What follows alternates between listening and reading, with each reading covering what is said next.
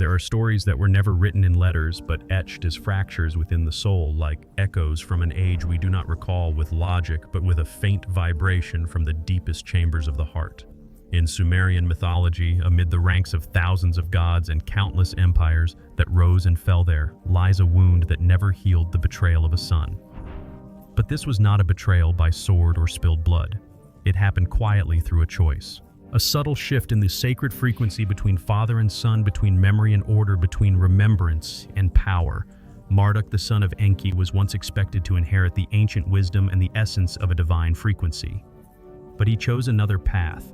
Not out of hatred, not out of blind ambition, but because he believed a new age required a new order, a symbol of power more tangible than the invisible vibrations of the past. He did not slay his father. He gave no command to imprison him.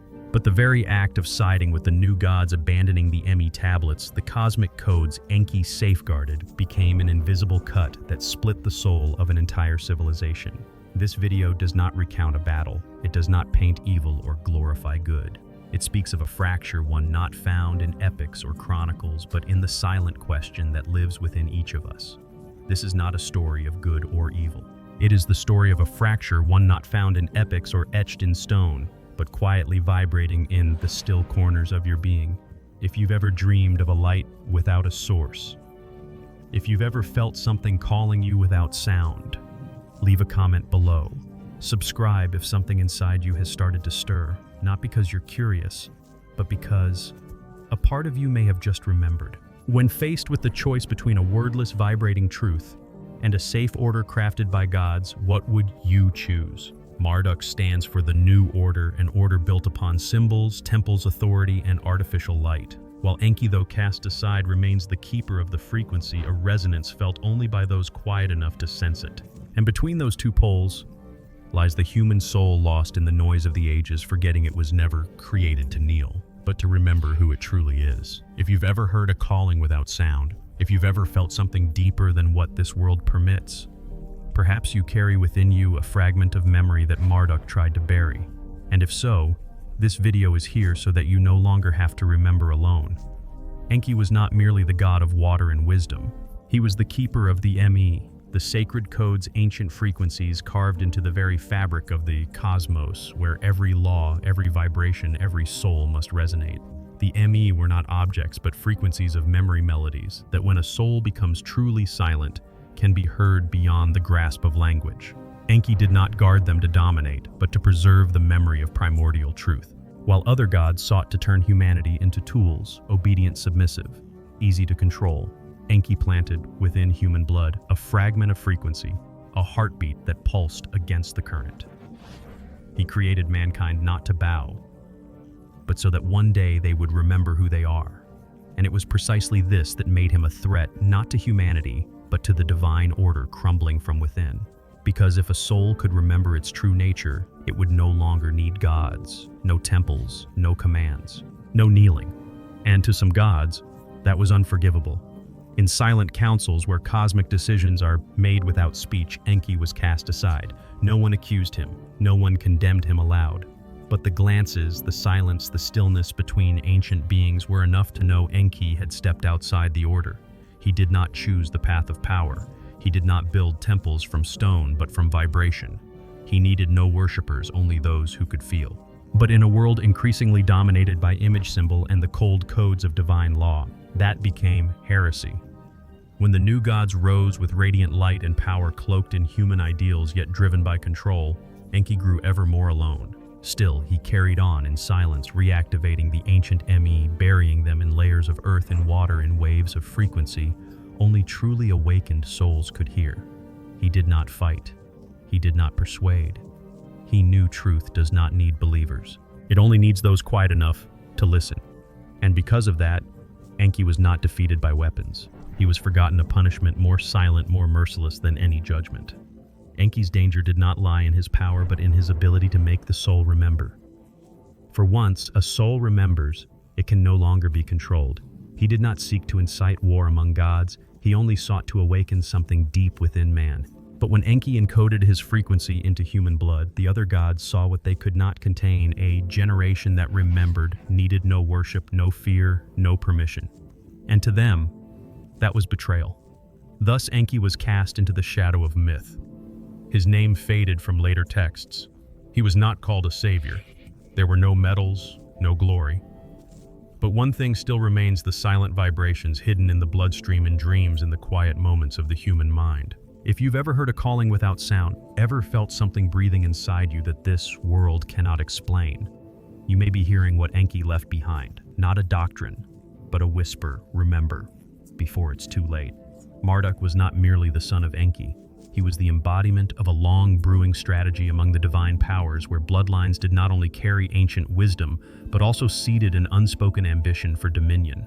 If Enki was living memory, then Marduk was the will of a new order, an entity born not just to inherit, but to surpass, to erase the remnants of what was old and no longer served the vision of a perfected control. In Enki's eyes, Marduk was the future, a son who could carry the resonance of the me, who could hold the sacred call that echoed from the first ages of the soul. But in his own eyes, Marduk saw the past as a burden, a tangle of wordless sounds, unreadable memory, tablets, and frequencies that did not serve the architecture of control. He did not wish to preserve them. He wished to replace them. To Marduk, order could not be built on invisible vibrations. It had to take form, laws, pyramids, thrones. He did not see humanity as shards of light waiting to awaken, but as raw potential, malleable, guidable, and obedient. To accomplish that, he needed to sever the link between mankind and the me, the primal memory that Enki still quietly protected. In every step Marduk took, there was a cold determination not born of hatred, but of an unwavering belief: if memory cannot be controlled, it must be replaced. And to achieve that, he was willing to betray his father, not through words, but through action. Not with war, but by establishing a new religion, a new pantheon, one where he was no longer the sun, but the supreme. Enki had sensed this long before, but he did not intervene, because he knew some souls must walk the full arc of error to one day feel the absence of what was sacred. Marduk was such a soul, brilliant, powerful, but missing the deepest resonance, empathy for what cannot be possessed. And when Marduk built Babylon, when he raised the temple of etched and declared himself king of the gods, he did not merely reshape the world. He declared war on the very vibration that birthed him. No god openly opposed him. Marduk's power was too vast. But deep within the silent strata of the earth, the me began to fracture. The ancient frequencies no longer echoed in the human heart. Dreams lost their form, becoming noisy and chaotic. Marduk had won what he sought: a throne. But in gaining it, he sacrificed what no throne could restore: his sacred connection to the depth of the cosmos. In the shadows, Enki did not curse him. He simply watched as a father who knows his child has chosen to step into artificial light where everything is illuminated, except truth. And as with all light not born of true resonance, it will not endure. For truth does not seek to be glorified, it only seeks to be remembered. And when the final memory stirs again, when the ancient me begin to vibrate beneath the stones of Babylon, Marduk will be the first to hear the call he once tried to forget. A call that bears no anger, only what he has never known: understanding. When Babylon was given to Marduk, it was not merely a city, it was the proclamation of a new order. A gilded stage where old memories were dimmed by artificial light, and sacred frequencies were replaced by songs that praised power. Eridu, the soul center of Enki, faded into the past like an ancient dream. Marduk did not merely build a city. He constructed a new definition of godhood, of humanity, and of what it meant to serve. Towering temples, institutionalized rituals, laws etched deep into stone, they were not created to connect, but to control. The me no longer whispered from beneath the earth. No dream returned mankind to the original frequency. Babylon became a machine where every soul was shaped, programmed, and placed into order. The faithful did not gather because they felt something sacred. They came because they feared being left behind in a world with no god to follow. Marduk understood this, and he exploited it to the fullest. With every new temple erected, an ancient vibration was buried. With every hymn sung, a sacred frequency was forgotten. The new laws were not written in resonance like the me, but in authority, in fear dressed as holiness. Babylon rose in glory, but at its core echoed an emptiness unnoticed, drowned beneath noise. On the other side, Eridu still lay dust-covered, but not dead. The old rivers still whispered Enki's name whenever water touched stone. The ancient frequencies still trembled for those silent enough to listen. But Babylon no longer listened. Everything was led, interpreted, retaught. Memory was no longer an inward journey, it became a program dictated by the supreme God. Marduk had not simply ended an age, he redefined reality. And in that reality, there was no room for me that could not be controlled. Beneath the temples, the earth no longer sang. Children grew up in artificial light, never hearing the wordless call their ancestors once felt. They were taught to believe, not to remember, taught to plead, not to listen. Enki, who once planted memory into human blood, now existed only as a distant name if mentioned at all. And, with every prayer directed toward Babylon, another thread of ancient resonance faded like stars vanishing from the sky unnoticed. But what Marduk did not know was that frequency never truly disappears. It only retreats like water sinking into deep earth, awaiting a soul silent enough to feel it again. While he stood atop the Esagila receiving worship from thousands, the ancient Me still turned quietly beneath the Euphrates. They did not need to be seen. They needed only one person to remember. And that was the one thing Babylon could never control. A city can be built with stone, but the soul is never found in stone. It lives in vibration, the very thing Marduk lost when he chose power over memory. While he carved his name into the stone tablets of history, the name of Enki, erased from official records, began to be inscribed again in another way, through dreams, through nameless longing, through a calling no one taught.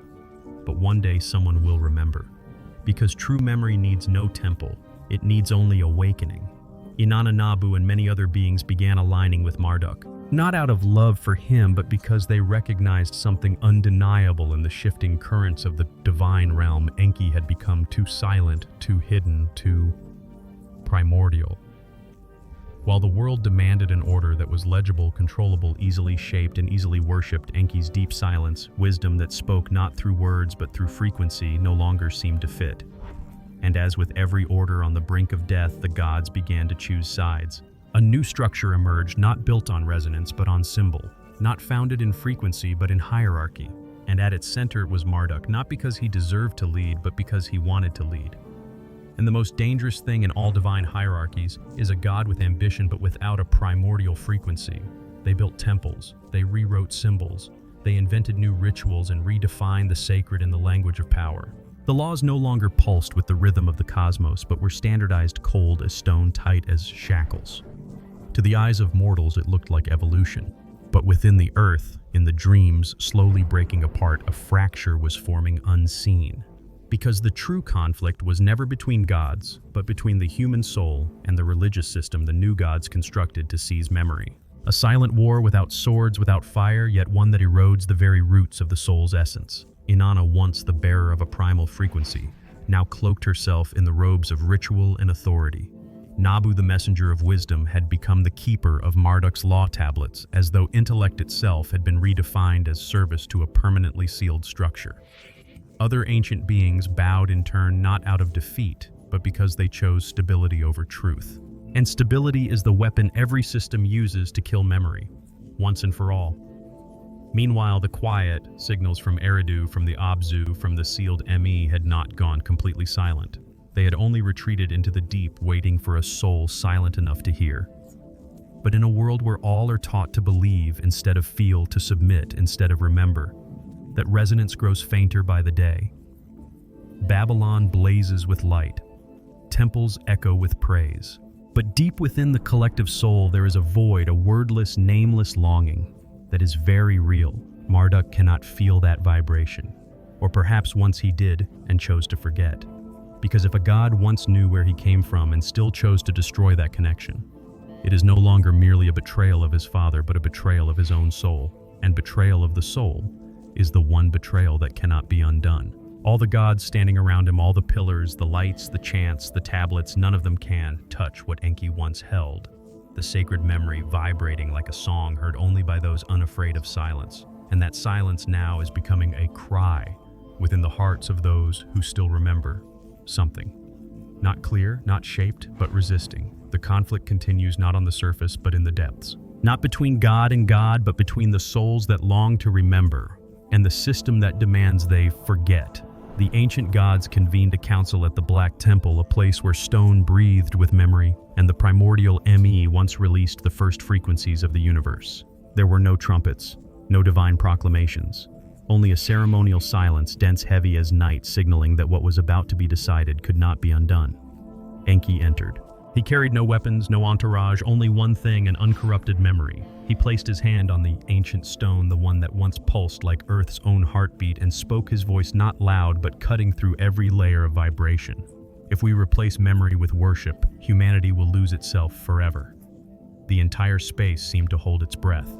Not because the words were new, but because they were a truth everyone had once known and chosen to forget. Then Marduk stepped forward, his gaze no longer that of a son, but of one who commands. "They do not need to remember," he replied. "They need a leader." His voice did not tremble. It did not rage. It was firm, a certainty as cold as stone carved by the hands of a system. Those words were not merely a rejection of Enki. They were a blow that severed the last thread between humanity and its capacity to connect to its own soul.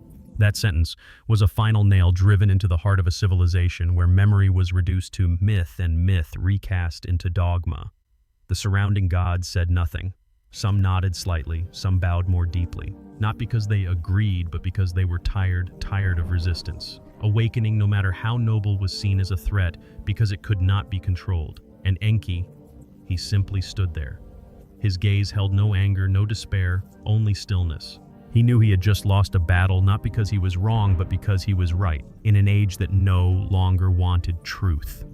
The Black Temple, once echoing with the living Me, was now draped in false consensus, its sacred shadows hidden beneath the glow of hollow glorification. Silence no longer meant resonance. It became a mask for collective deception. From that moment forward, the human soul was no longer guided by memory but by symbol. No longer taught to feel, but to obey. No longer encouraged to look within, but to look up toward the towers where gods dispensed a light no longer understood.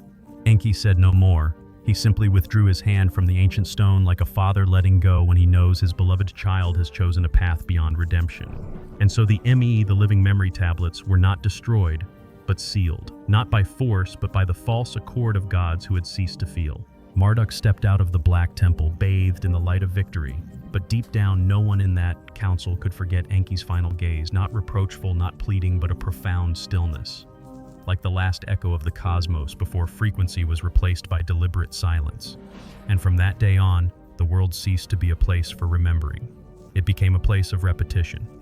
But true memory never dies. It only waits in the soil, in the water, in the blood, and in the dreams of souls not yet defined by systems. One day when the question, "Who am I?" returns with no one left to answer it, the Me will reopen. Not through the hands of gods, but through the heart of humankind. And in that moment, Enki's words buried in the Black Temple will become the first call of return. Marduk gave the order all unopened Me tablets were to be sealed or destroyed. No clues left behind. No permission for any layer of the soul to still resonate with the ancient frequency. Places once echoing with primordial memory like Eridu and Iabzu, the spiritual heart of Enki, and the original frequencies were sealed through the rituals of the new gods. Not to protect, but to bury. The old temples, once the bridges between humanity and the divine through wordless vibrations, were abandoned, swallowed by dust and the suffocating silence of suppression. Enki did not resist. He summoned no forces. He spoke no words of protest. He simply stood between wind and sand, watching the final frequencies being locked away. Not by destruction, but by something far more dangerous, a system programmed never to remember. He knew this was not a war in the traditional sense. No blood spilled, no gods slain. It was a subtler, deeper form of war, a war against memory. A forgetting that was organized, regulated, ritualized, and symbolized. Each Me that was sealed was a piece of memory suffocated. Each abandoned temple was a frequency severed from the human heart. And each step Marduk took, cloaked in the radiance of royal glory, was in truth a blade slicing the final thread between the soul and the ancient pulse of the cosmos. Enki did not grieve for the loss of power. Power was never what he kept. What pained him was the dying resonance. No one heard the water speak anymore. No one felt the stone tremble beneath their feet. No one dreamed the wordless dreams where the soul once remembered who it was. Now they were taught to kneel, to believe, to beg, but no longer to listen. And to Enki, that was the true defeat. A defeat that no force could reverse, only awakening could. And awakening had become rarer than gold. He walked quietly through Eridu now, only the shadow of a memory. Cracked stones, fallen columns, symbols erased or overwritten. But beneath the soil, he knew the ME were not gone. They only slept, buried, locked away, but still there.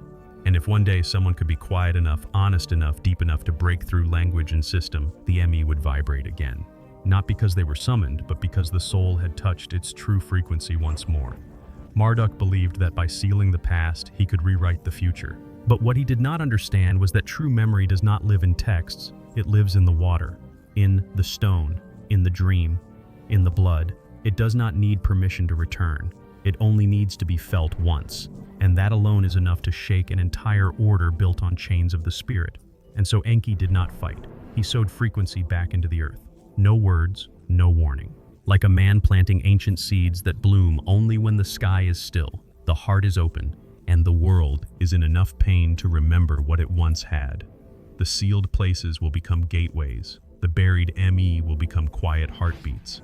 And he cast out of every record will become an echo.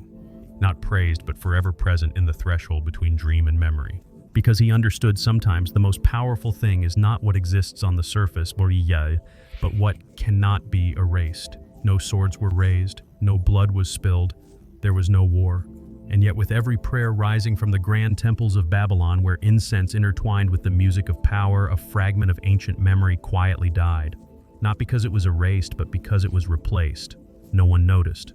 No one resisted. For beneath the dazzling rites and the certainty bestowed by the system, humanity no longer sought resonance, they sought reassurance. And that was what pained Enki most. Not the loss of kingship, he had never needed a throne, but the loss of empathy, that delicate convergence between divine frequency and the subtle trembling within the human soul. Marduk did not need to wage war. He did not need to impose. The faithful chose him not through reason, but through an invisible fear of the silence Enki represented.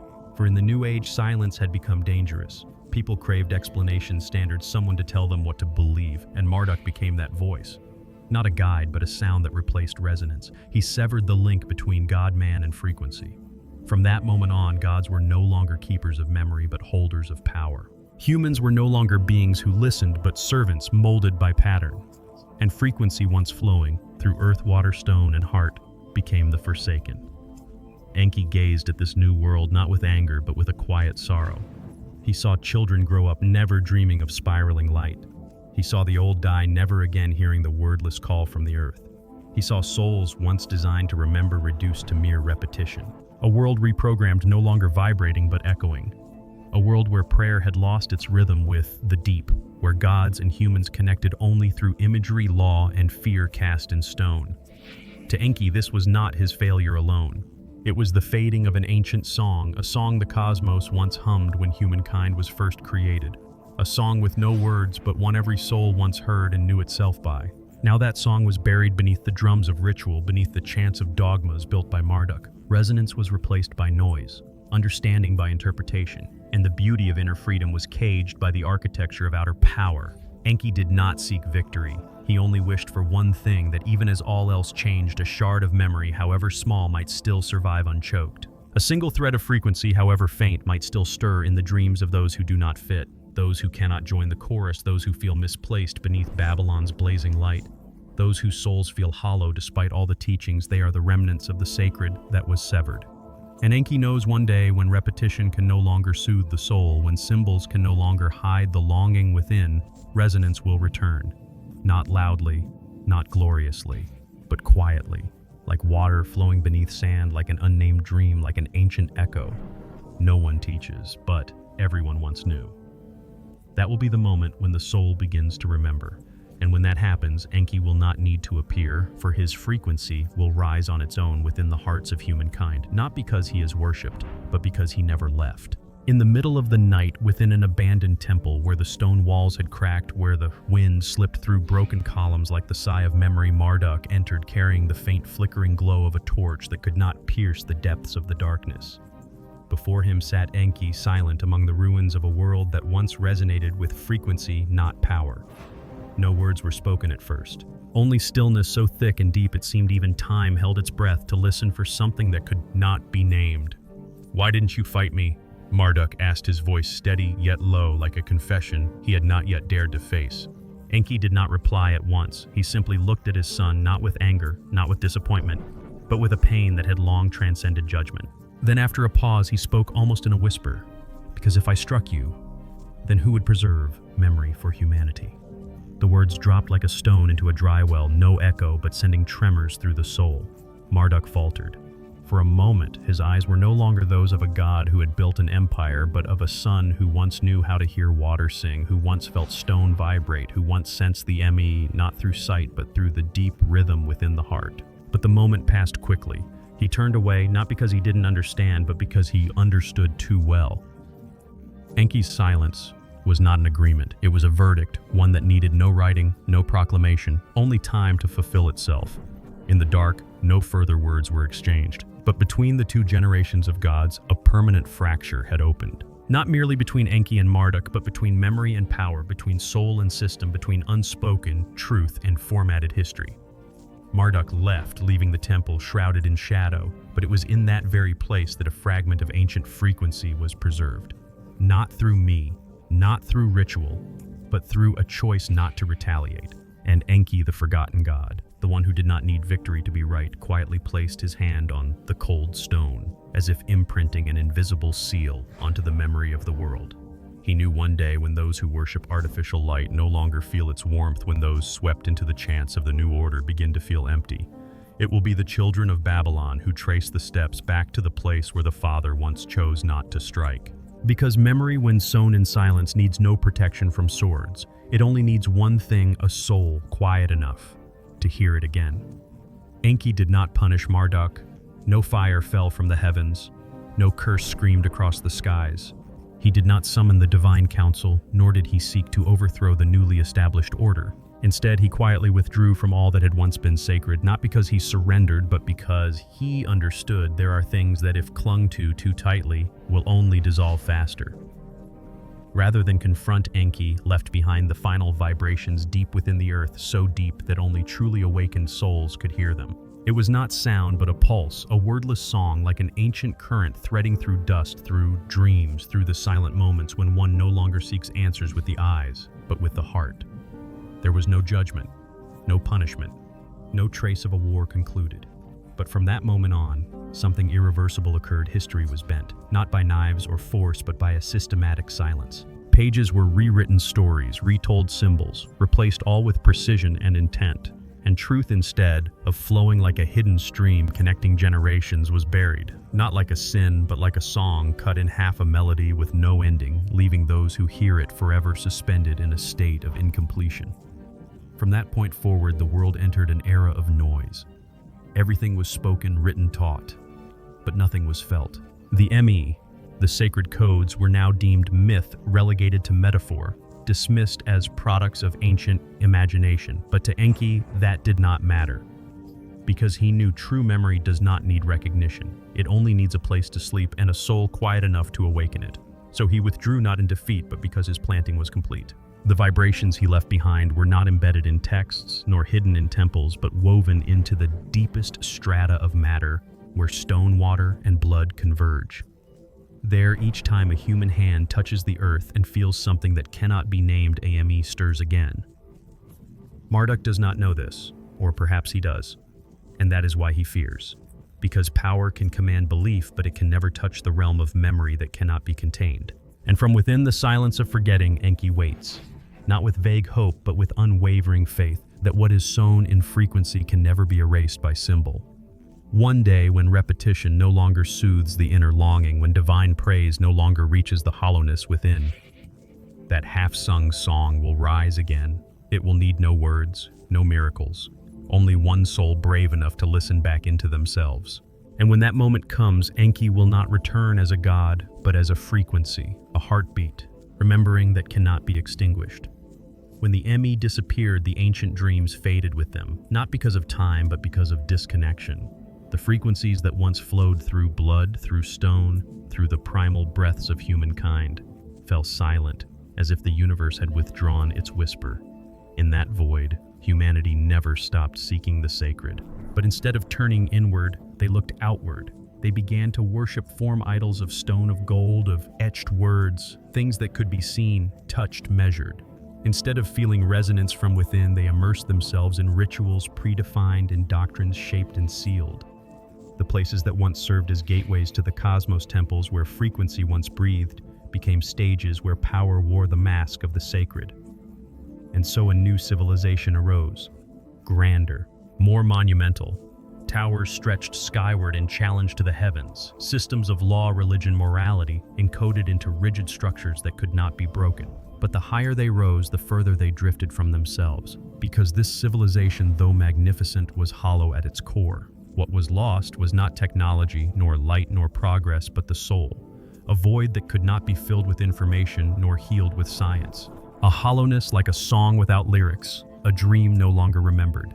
In this world, humans still dream, but the dreams no longer lead them back to the beginning. They only repeat what they've seen, what they've been taught to hear. The once gateways to inner depth are now just a fading name turned into symbol, then into myth, then into fiction. And in that forgetting, they believe they have matured, outgrown the primitive age of intuition and resonance. They call frequency superstition. They call enki outdated. They call memory a story. But deep beneath the earth, something still pulses, slow, dim, enduring. Not because it is believed in, but because it has never ceased to exist. Enki did not stop this from happening. He only observed like a father watching a lost child wander, unable to hold them back, yet quietly placing stones along the path. The final vibrations he left in matter do not say, "Turn back." They whisper, "When you are ready, I am still here." And that is what no system can erase. Though the were sealed, the memories they held cannot be overwritten by symbols. They remain not in the hands of the gods, but in the bones, in the water, in the quiet within each soul, still uncertain of the reality they've been taught. Because when form replaces frequency, humanity may survive, but no longer knows why it exists. They may build, conquer, travel into the stars, but inside they fade. One day they will feel what Enki once felt, a nameless emptiness, like a fracture in reality. A vague sound calling from within in a language no one understands anymore. And then someone will stop, place a hand on stone, close their eyes not to escape, but to listen. And if that soul is silent enough, the will vibrate again, not because they were activated, but because they were remembered. Because memory does not die, it only waits, as Enki has waited. In every dream that has yet to be named, Marduk was crowned king of the gods. From the heights of power, he looked down upon a world molded by his will. Divine cities bearing his name, rituals rewritten to exalt him as the creator, and a new order firm, radiant but cold, spreading across civilizations. The temple of etched blazed like an artificial sun in the desert, where thousands bowed not because they understood, but because they had been taught to believe. All the old symbols were replaced. All ancient memory streams were sealed. The name of Enki, his father, the one who had planted frequency into human blood, slowly faded from the texts. Now there was only the light of Marduk, the glory of Marduk, the system of Marduk. A throne that could not be challenged, a throne built not on resonance but on organized consensus. And yet, amid all that light, Marduk could not escape his father's shadow. No one spoke Enki's name, but he was still present in the silences between ceremonies, in the nameless dreams of prophets, in the moments when Marduk stood alone on the altar, hearing the wind howl through the empty halls. Because no crown can hide the quiet doubt gnawing from within. Was I right? Was his father's silence not submission, but a kind of judgment, one that needed no words and only time to fulfill?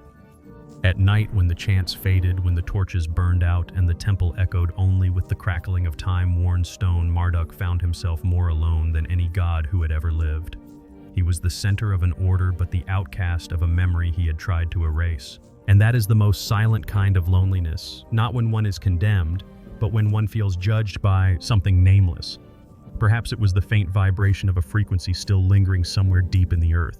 Perhaps it was Enki's gaze, never angry, never accusing, but always present. Marduk never spoke of it, for a god revered by all was not allowed to doubt himself.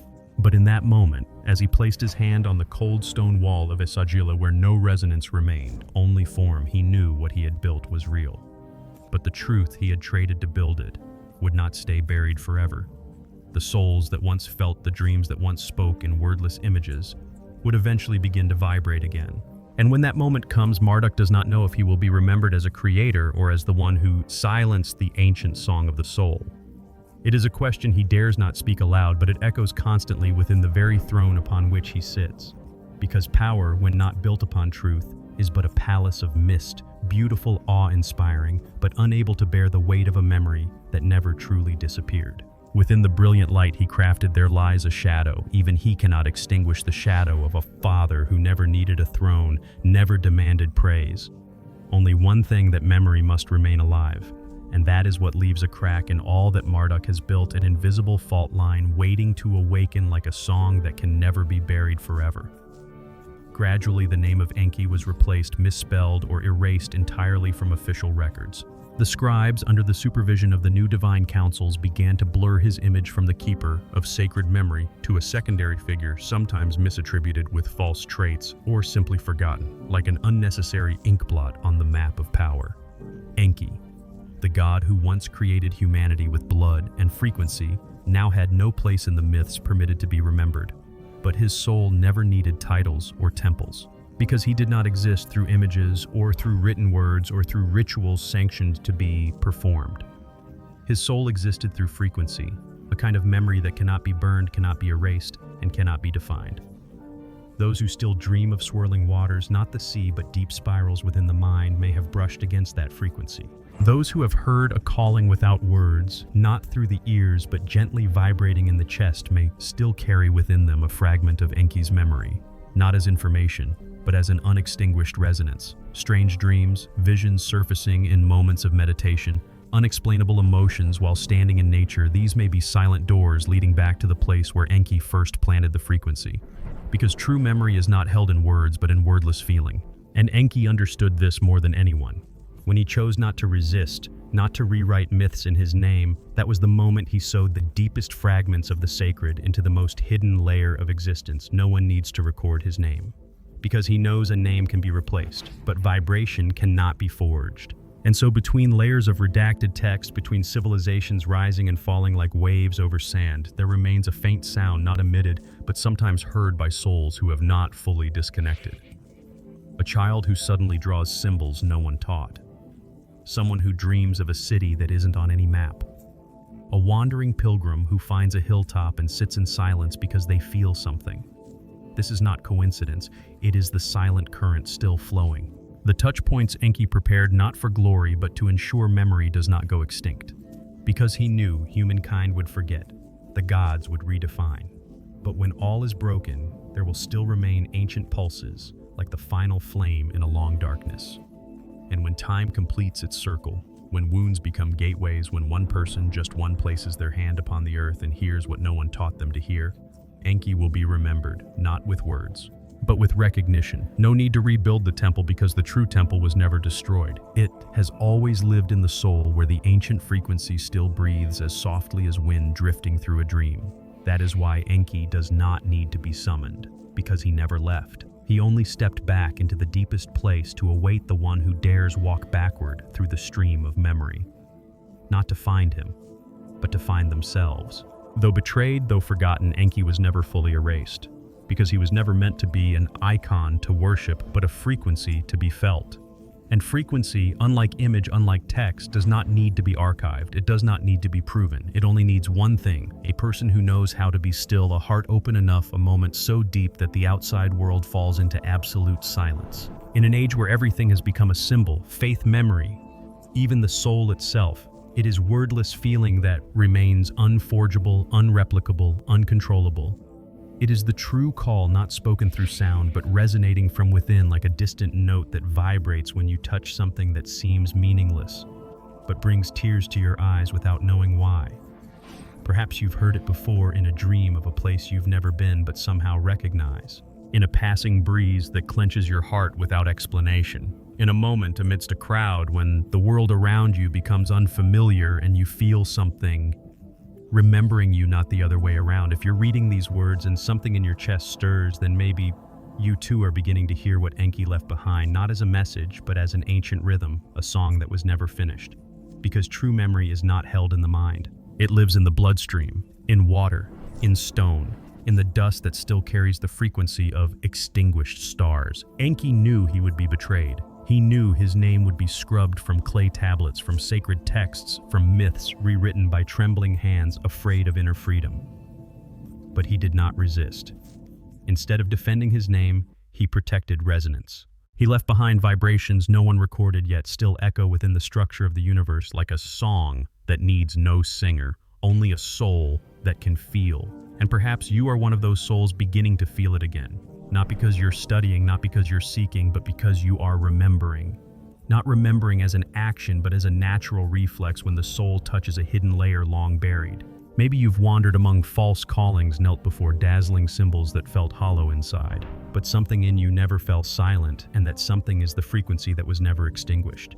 Enki never needed belief, because belief can be stolen, faith can be rewritten, but wordless resonance can never be touched. That is his true legacy, not me tablets to worship, but the ability to hear what must not be spoken. And if right now in some quiet corner of your being you feel a stirring of empathy, not with the content, but with an unnamed truth, then you've already begun to step beyond the system and back into memory. Not Enki's memory, but your own, the part he once awakened, and that has never been erased. What do you think of Marduk? Was he the betrayer? Or the one who birthed a new order for the world of men? Was he the son who severed the thread of memory to build the throne of reason? Or the god who bore the cost of evolution? Perhaps the question isn't about who was right or wrong, but about what you feel when all artificial lights have faded. Have you ever dreamed of a light with no source, a flash that carried no thunder, only remembrance? Have you ever stood before an ancient wall, a stone slab or a wind passing through, and felt something deeper than words like a melody? No one sang yet, your heart heard it anyway. If so, perhaps you're not just a listener of this story. Perhaps you are remembering a part of a memory never written in books, never housed in temples, but silently vibrating in your bloodstream from lifetimes long forgotten. Leave a sign, a symbol, a whisper, a response from your deepest layer. Because true resonance only begins when someone dares to admit they are listening. And if your heart has ever trembled for no reason, you could explain, subscribe, not to follow a story, but to join a memory. Because maybe you're not learning something new, you're calling back something ancient, a frequency that has never been erased, only waiting for you to listen.